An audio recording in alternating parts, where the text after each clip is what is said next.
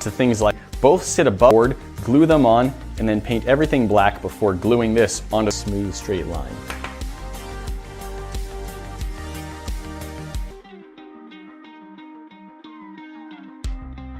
In a dark room, the circle of what seemed to be firmly in place. Fortunately, this stuff is quite flexible. To measure out the size that we want, same principles, and just make everything shorter if you were trying to make a version that you could maybe mount to your chest. Staples and our copper wire. Each of the 2 points will use. Now let's put another set off the mesh from this sieve and flatten it out as best we can so that we can measure a flat circle rather than a disc.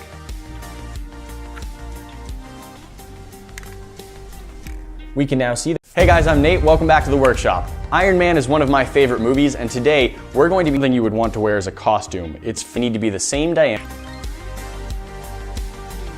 Outside of it, just slightly larger, and then it will completely cover the edge. Really, I'm just going to be using the one workbench at the moment, but most of them are low cost and easy to get your hands on. I have a can of some. The first pieces we need to make are some circles nicely right over our silver mesh, the largest of which should just barely.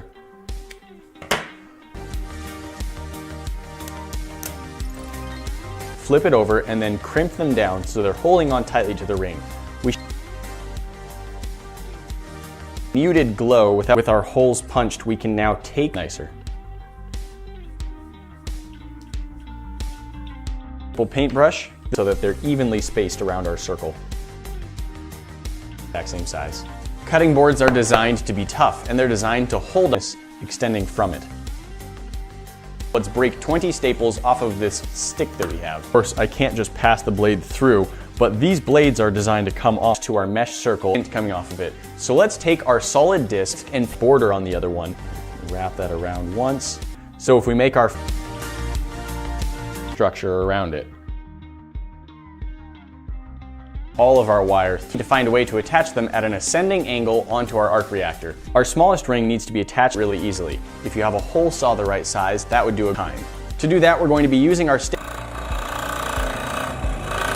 ring. We're going to want the smallest ring to slightly overlap the edge of our mesh. Copper wire, this other mat underneath the rest of this stuff, is also supposed to be a form of cutting board. Easily just trace out the light and it will give us a disc.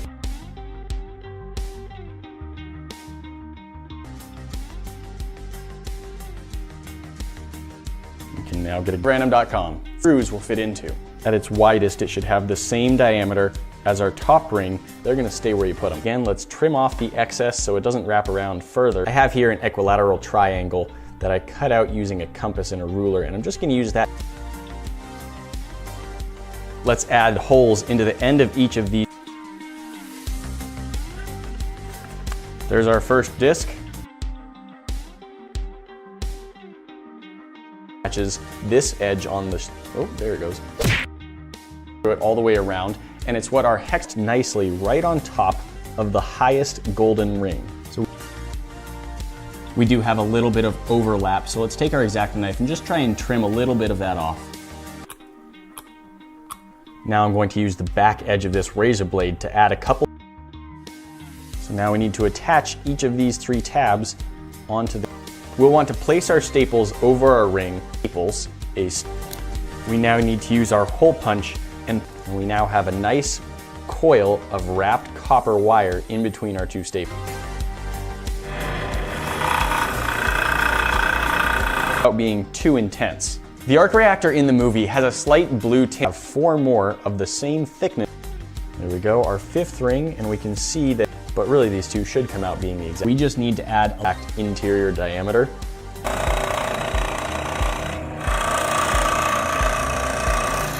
And then we'll glue down the ends of our copper wire. And look at that, we have our little electric.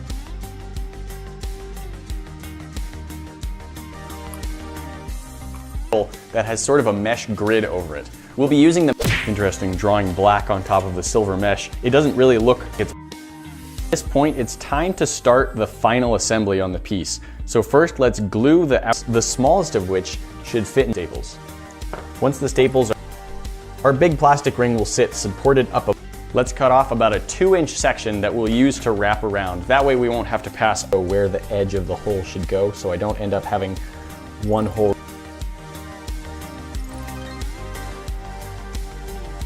Let's add a little bit of glue on all of those edges and affix our ring permanently. You can easily just use a dot of hot glue to hold them in place. Just exactly to act as struts, holding the ring up above the disc. Outer ring onto the support. The next piece we need staple gun stainer line that will show, and they should give a nice top ring. What do is have the drill a hole into the plastic, take the blade off, fit it through.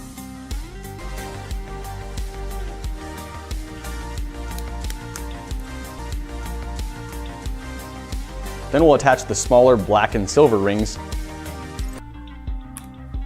Now I ring a little bit above the disc down. One will just be a disc that's the exact same size and shape as the surface of our touch light. Touches our smallest inner bracket. I have 3 evenly spaced holes and I need to fill in all of the gaps between them. Fairly wide overall, but you would be able to follow these exact. But overall, of staples directs like it's invisible almost. That almost perfectly matches all of our staples attached to our plastic ring.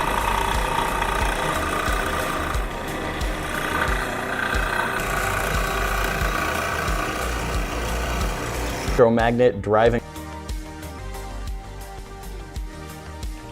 It's kind of funny how this ring looked to mark what points to put these supports on. They're 3 inches off and on really easily. You could maybe move them if you tried hard. The plastic ring with the copper wound around it. We need to use our X-Acto knife and vary 3 marks of where I want those holes to go. Paint one side of it with that aqua blue spray paint we have. Standard key ring, 3 small hex head screws, some 9 more times. There we have it. All 10 of our sections are now wrapped with our copper wire and our ring. Now that we have our supports painted, what we're going to do is glue. To make is a slightly thicker ring that will concentric rings out of this plastic for the rings that build up inside. We're going to want to suspend our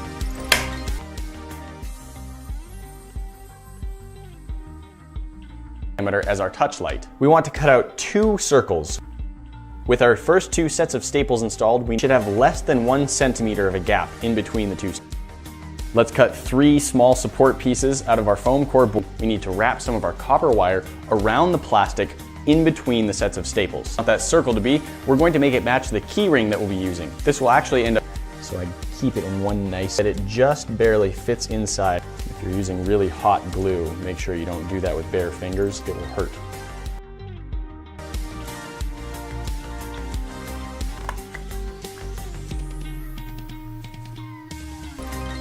See you there. We get a nice, soft, slightly blue glow. Iron Man Arc Reactor Nightlight. Let's go.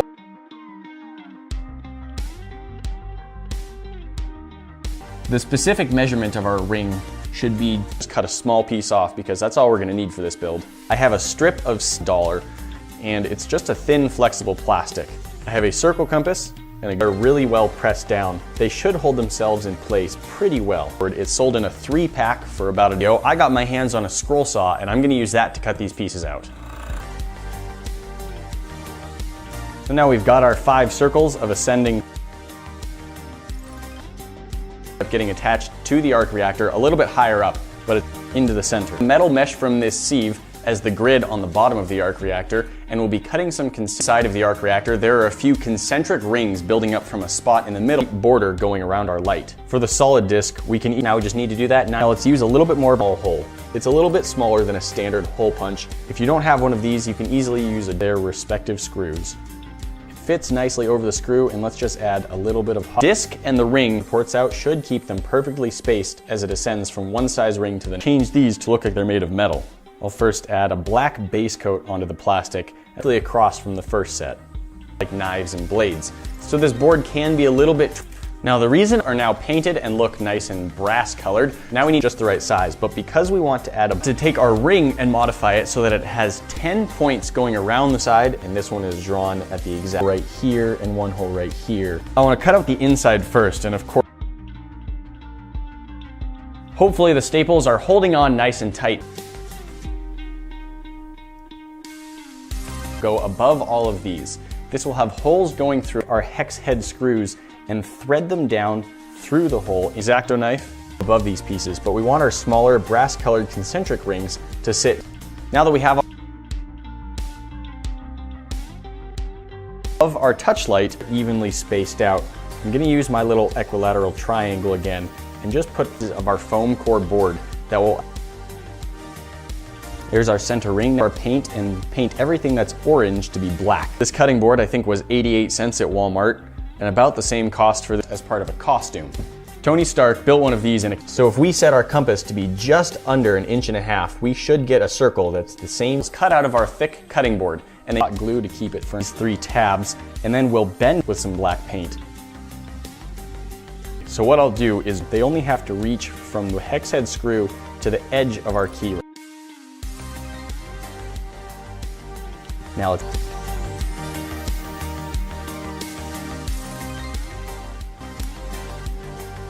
our arc reactor, or whatever that thing is, the staples. We'll then press our copper wire down into that glue.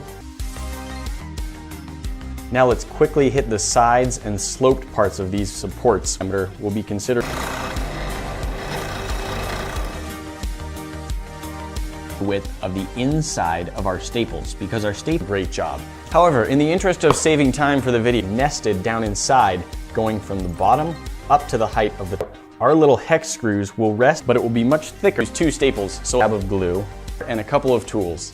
Thanks for joining us for this video, and remember to come gear yourself up with hats, shirts, and other. Looks larger than this one because it's measured on the outside of the hole, and then reattach it on the scroll saw. We now need to cut out 5 concentric rings of the arc reactor. To begin, let's cut off each screw and then affix it onto those rings. Our 5 plastic circles. There we go. Top ring. Tricky to get through. However, there are a lot of tools that can cut it. With our 3 supports in their spots, we can drop in our little, taking a look at how to build our very own little dab of glue to the bottom of it. So now we want to cut from that point down to where our foam core board, and that we should be able to make the out. At this barely under cool merch at the King of sets around on each side of them. Of our light. It's a perfect measure for the size that we want this circle to be. Cross it around the back and then wrap it down a second time.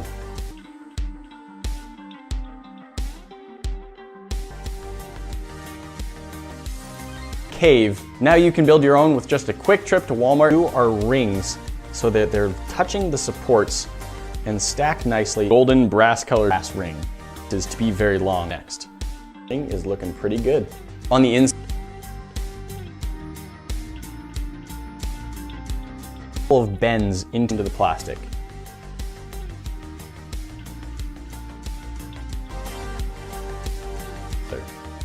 The angle that we've cut this will hold up our silver ring. We'll cut those pieces out of some more, of course, usually come in much larger sheets. And that will get glued down on the center of our plastic disc. Size, and we need to change them to the right color. The pieces in the movie look magnetic coils of some kind. A glue gun, and I have this tool which is designed to hold up our ring slightly lower than the plastic ring with the holes in it.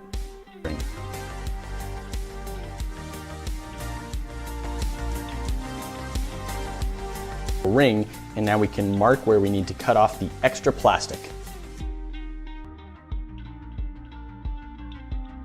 Now the way that these are spaced out,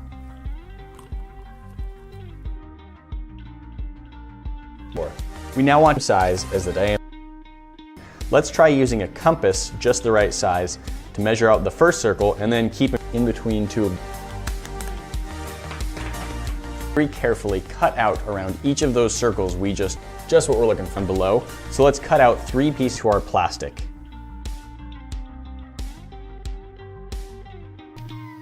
This small strainer. These little touch lights come in a pack of 2 for $8 or $9 at Walmart on top of one another. Also be helpful to me to have an in paint and be smaller than the interior diameter of our plastic for them to give a little bit of a different shape. This lights up beautifully. This, of course, is more of the display piece arc reactor than some black. It just looks punch. It's just going to be used on our thin orange plastic. Is that it's strong, rigid, and it's excellent at like they're probably made out of brass. So let's use a nice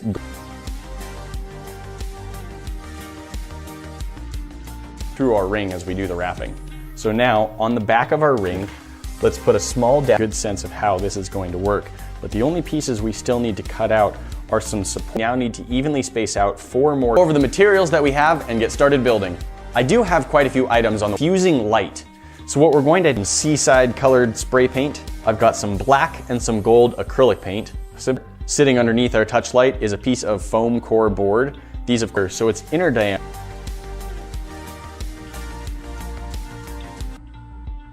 And of course, we want to cut all 3 pieces to match that. More of this semi-rigid plastic.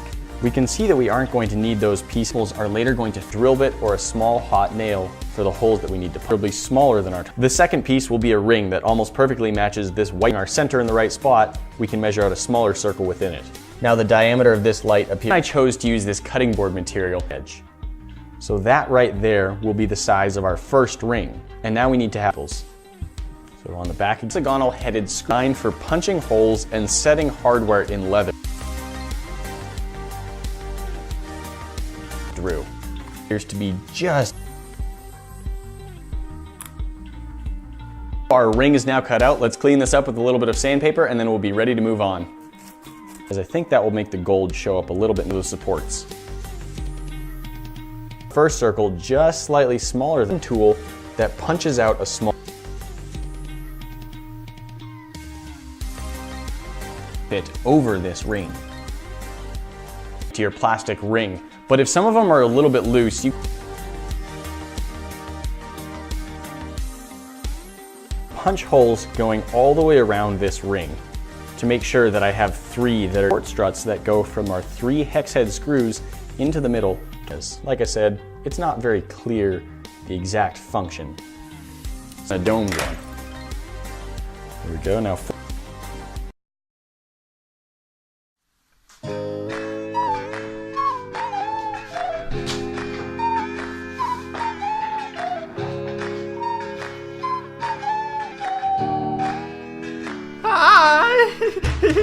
Hi!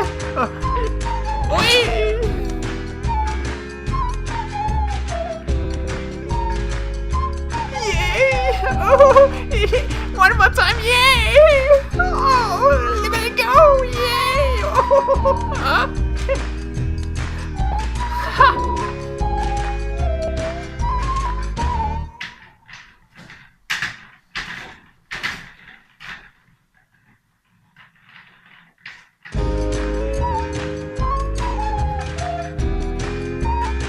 Oh, wow!